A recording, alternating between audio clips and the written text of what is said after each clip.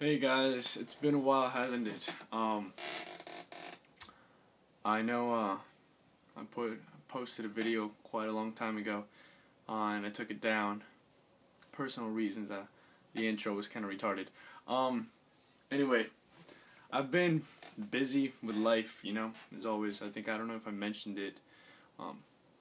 Reviews kind of hard to do. I kind of want to get back into it, as always, promising stuff. But I've just been busy, college, the band, which by the way, I have a channel if you guys wanna check us out. The Enigmas Band, YouTube/Enigmas Band. But I just wanted to talk like I used to talk to you guys, vlogs. Talking about music, news, and stuff that's going down, and I plan on recording a couple of reviews right now, but first always the vlog, So this person called MetalSinger70 left me a comment in my Linkin Park review. Thank you for commenting.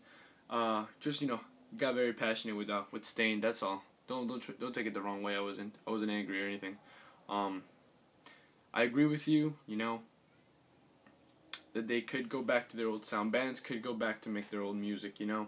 I think a little bit of change is important. In making music. I'm not trying to bash these bands, but for example, like 10 Years and Chevelle, they rarely change their sound too much. Their songs are new and they sound different, but it's the same formula, I'm not going against them. I like them both. I own albums by them, and their music is great. It's just through the span of the albums that they've released, trying to listen to them all in one go kind of it wears me down. So that's that with bands. They should change a little bit at least, and also they should prolong their original sound. Linkin Park, as I spoke in the album review, started with Meteora and Hybrid Theory. Those two first albums, or Hybrid Theory, oh my God, Meteora. They started with those two albums, and then changed their sound dramatically. Which kind of sucks for some fans. They didn't get to really chew on that sound for too long before they changed. And Linkin Park's plan was that they got bored really easily, just like Muse has with their sound, and just like many other bands do. They get bored with the same sound, and coming from a musician, it sometimes is boring making the same thing. You kind of aspire to try to sound like something else, something new, and you can put your own twist on it. I've been making songs for a long time now, and they sound nothing. Well, yeah, they do. But I try to incorporate new sounds all the time.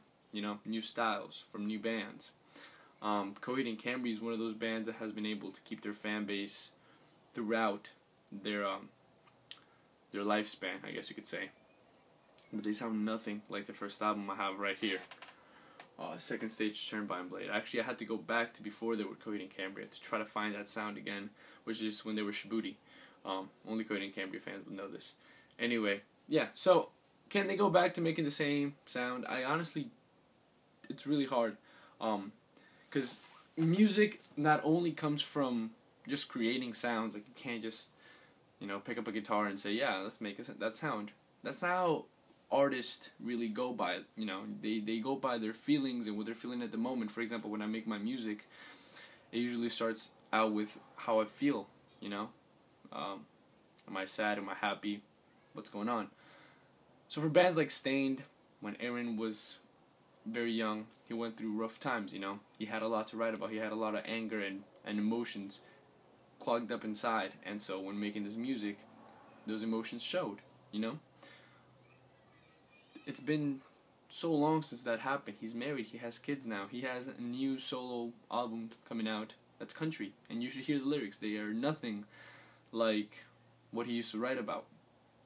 They progress, and now it's Aaron Lewis. The reason Stain might not be my favorite band for too long, well, not really. It's because their old albums are still there, but the reason why Stain is no longer there for me is because Aaron's no longer there for Stained. He's paying the bills. That's all he's doing. That's his job, He said it himself. He's just there to pay the bills. He feels nothing like he used to. The pain that was there that made him write all those songs and the way he used to sing them, it's not there anymore.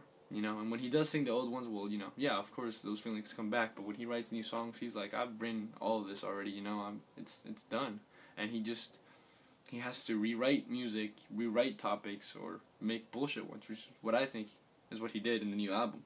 The quality of lyrics are not there. I hate listening to the new album because the lyrics are so shitty.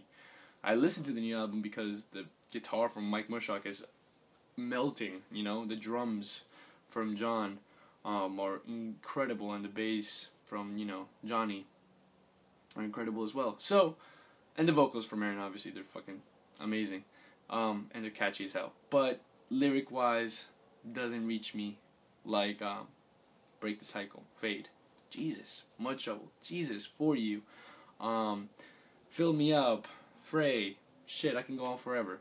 Every album up to probably Chapter V. I don't want to say Chapter V yet, but Chapter V is when they stopped, you know, having that same raw feeling that they used to. Tormented. Tolerate. Listen to that one. That's what I call pain. And Linkin Park, well, they said at the same time, they were just bored. They just tried something new. They're a band who just ready to tackle any kind of sound and go with it. And you know what I'm thinking? They're not far from making a dubstep album. I feel like their next album might be a dubstep album. They want to try something new, you know? They just don't think they're there yet, you know, to tackle dubstep. A lot of bands have tried, and, you know, they get kind of a lot of hate, but they're going to wait it out until more bands do, and it becomes sort of like a thing, you know? Anyway, that's my little take on can bands go back to the way they used to. Can they? I don't know. I don't think so. They could try. They could try really hard, just like Stained. I remember when they first put that, you know, like going back to our roots. I was so excited. I was like, that's fucking impossible. And now I see it, and you know, Stained's my favorite band, number 1. Coheed and Cambria, Hurt. Listen to Hurt. That's still painful, raw music. I don't know, like, it has to be depressed. Jay, I love him though. Love him to death. Got to meet them, got to talk to them. That was great. And yeah. So, aside that, making this vlog long as fuck. I'm going to a Coheed and Cambria tour. Concert. Second favorite band, I actually aspire to sound like them a little bit, with my own twist, obviously. And I'm inspired by them the most. I mean, the only reason I don't try to sound like Stained is because I'm the guitarist and I also like to be intricate, and sometimes with Stained it's mostly about the lyrics, you know, that comes out. And also because it's hard without a baritone guitar, to be honest with you. That's actually the main problem, not having a baritone guitar to get to those low-sounding notes that Mike Mushok creates in every album. Except for his softest album, which was Illusion Progress, which he went to a standard guitar. But I try to make my guitar fun and progressive, you know. I went from like a post-grunge to a progressive genre recently. And yeah, I'm also writing a story. Some Coheed fans are gonna be like, "What the hell, man?" And I'm a Coheed fan myself, but I don't think you should look at it as me copying them, but me wanting to continue something great as a concept band that has a story behind it and albums. That's great. Can you find any other bands that do that? No. So I'm trying to do that. And so I think that's a great idea. But other than that, guys, thanks for watching. Muse singles are going to be reviewed by me today.